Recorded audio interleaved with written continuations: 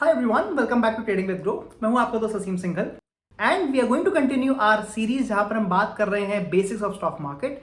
And आज का topic है रिस्क मैनेजमेंट। तो आज के हम टॉपिक में डिस्कस करेंगे कि हम स्टॉप लॉसेस कैसे लगा सकते हैं, हम टारगेट्स को कैसे फिक्स कर सकते हैं। We will also talk about the very important part of risk management and मैं आपके सामने रिस्क टू रिवॉर्ड के बारे में बात करूंगा। And finally we will talk about कि हम इमोशनल डिसिप्लिन कैसे रख सकते हैं। बट एज यूजुअल आगे बढ़ने से पहले make sure that you like this video and do subscribe to our channel. तो चलिए शुरू करते हैं आज की वीडियो।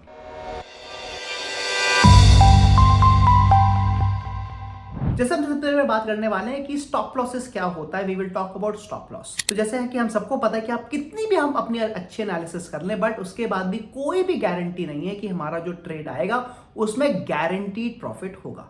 और अगर हमारे कोई गारंटी नहीं है so it is very very important कि हम हर ट्रेड में अपना स्टॉप लॉस रखें।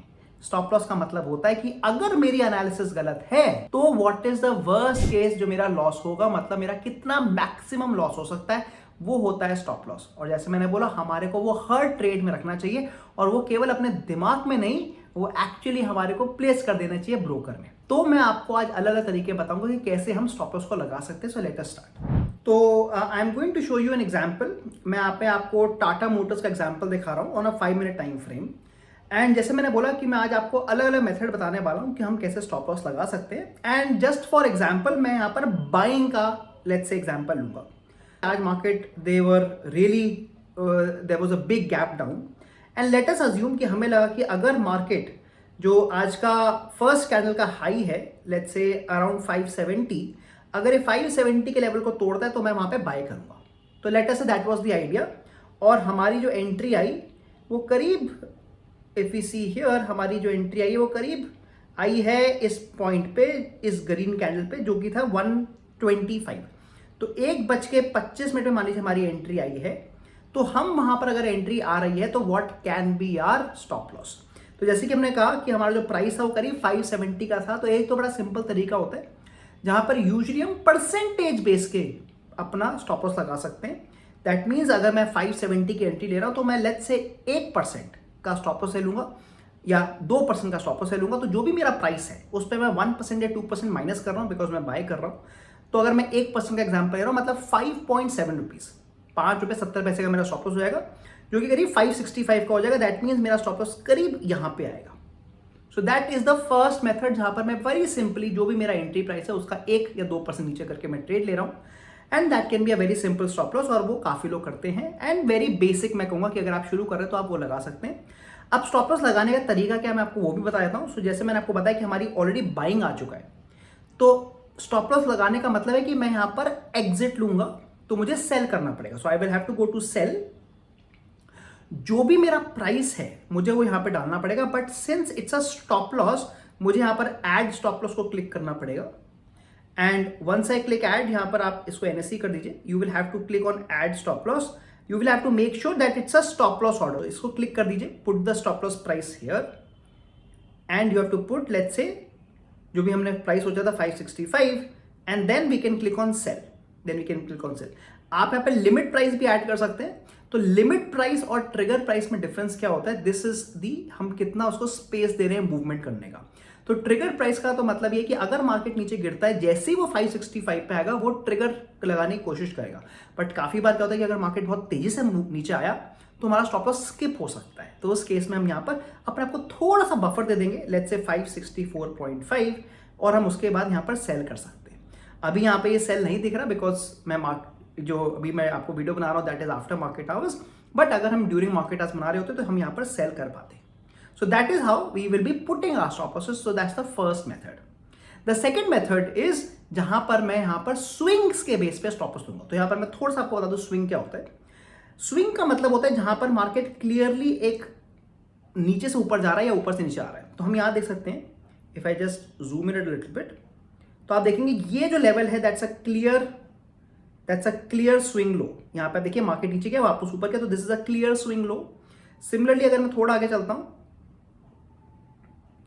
तो आपको देखिएगा ये वाला जो लेवल है this is also a clear swing low. Similarly ये भी जो लेवल है that's also clear swing low. तो यूजुअली जब मेरी एंट्री आ रही है उससे जो पहले का स्विंग है that can be a very very good stop loss. तो जैसे कि हमने बात करी थी, हमारी एंट्री आ रही थी इस ग्रीन कैंडल पे करीब 125 पे, तो उससे पहले का जो स्विंग लो है, दैट मीन्स ये जो रेड कैंडल का लो है, let's see the price, that's approximately 564.75, तो मैं उस लेवल पे लगा सकता हूँ। और आप देख सकते हैं कि ये मेरा ऑलमोस्ट 1% का है, so this is definitely a better stop loss.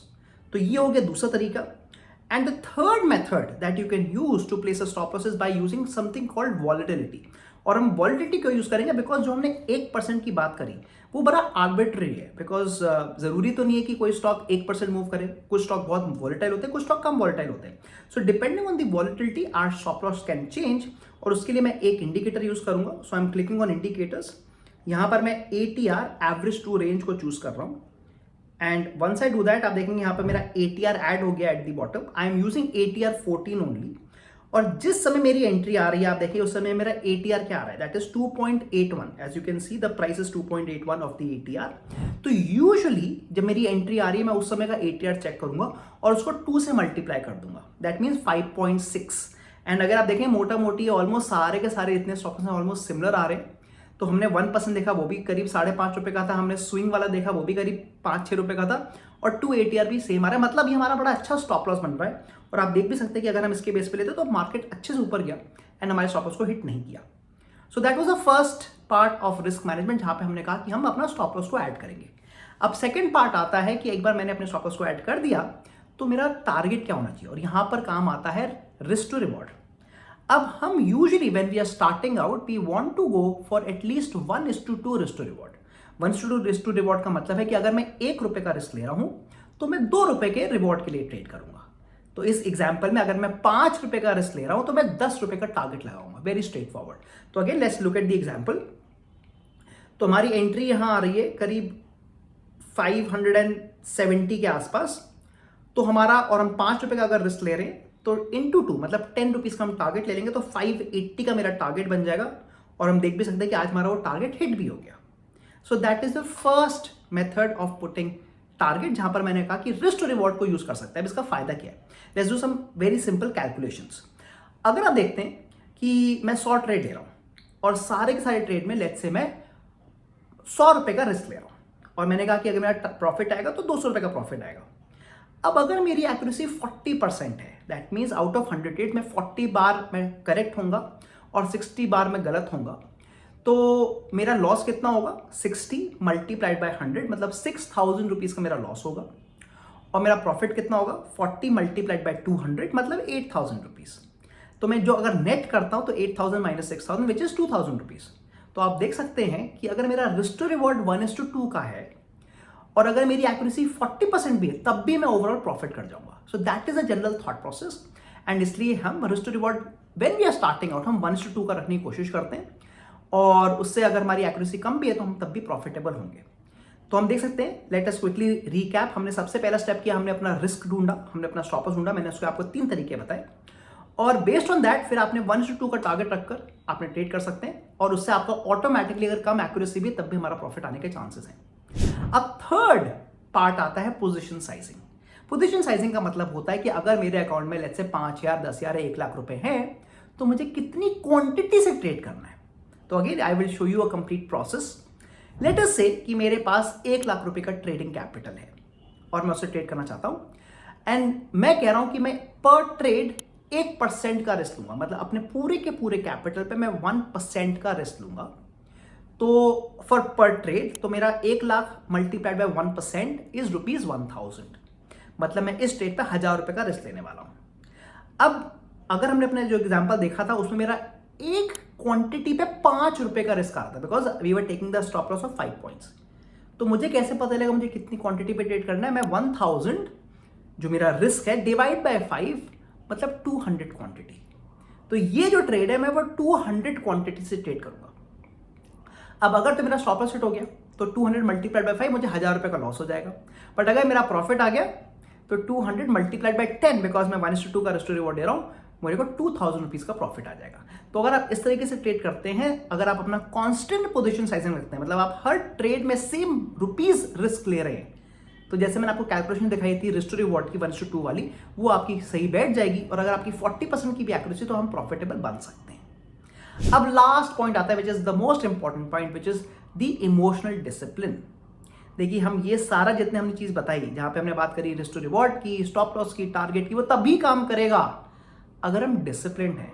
क्योंकि काफी बार क्या होता है कि मान लीजिए मैंने ट्रेड लिया, मेरा ट्रेड लॉस में हो गया, तो हम ये सारी चीजें भूल जाते हैं और सडनली हम अग्रेसिवली ट्रेड करना शुरू कर देते हैं, ज्यादा रिस्क पे ट्रेड लेते हैं, ज्यादा रिवॉर्ड के चक्कर में रहते हैं, जिसकी वजह से और लॉसेस बढ़ जाते हैं। सिमिलरली ओवर ट्रेडिंग एक बहुत बड़ा प्रॉब्लम रहता है कि मान लीजिए अगर मेरा इनिशियली कुछ ट्रेड में लॉस आ गया, तो मैं आज अपने रिस्क को भूल जाता हूं, और जहां पर मैं पूरे दिन 2 या 3% रिस्क लेने वाला था, सडनली 5, 6, 7, 8% का रिस्क ले सकता हूं और मेरा ओवरऑल कैपिटल कम हो सकता है। And the last part is revenge trading.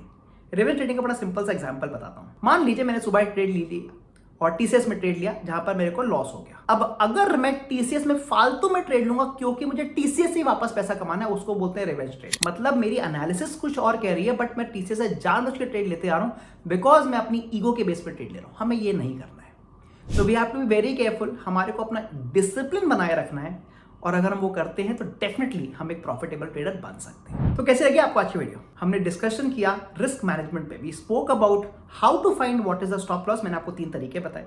मैंने आपको उसके बाद बताया कि हम टारगेट कैसे लगा सकते हैं। Obviously it's a very basic method of 1:2, but जैसे हमने बात करी, अगर हम ये करते हैं और हमारी एक्यूरेसी अगर 40% भी है, तब भी हम प्रॉफिटेबल हो सकते हैं। And then obviously we spoke about emotional discipline. अब मैं यहां पर आपको एक थोड़ा सा टेस्ट भी देता हूं। आपको क्या करना है, अगर आपको कभी भी इमोशनल डिसिप्लिन का इश्यू आ रहा है, तो आपको जब भी आपको लगता है कि आपने अपने रूल को तोड़ा है, या आपने रिवेंज ट्रेडिंग करी या ओवर ट्रेडिंग करी, तो आपको एक जार बनाना है और वहां पर 100 रुपए डाल दें। और हमें कोशिश करना है कि हमारा जो जार है इनिशियली ऑब्वियसली बढ़ेगा, 100 रुपए, 200 रुपए, 300 रुपए, 400 रुपए होंगे, बट उसके बाद जब हम देखेंगे कि इतनी हमारी गलतियां हो रही हैं, हम लोग का वो डेफिनेटली जार में पैसे भरने कम हो जाएंगे। And that is when we will actually become really good traders, जहां पर हम अपने डिसिप्लिन को कंट्रोल कर पा रहे हैं। So with that, thank you for joining in. Please do subscribe to our channel और इस वीडियो को जरूर लाइक करिए। मैं मिलता हूं आपको अगली बार। So see you soon.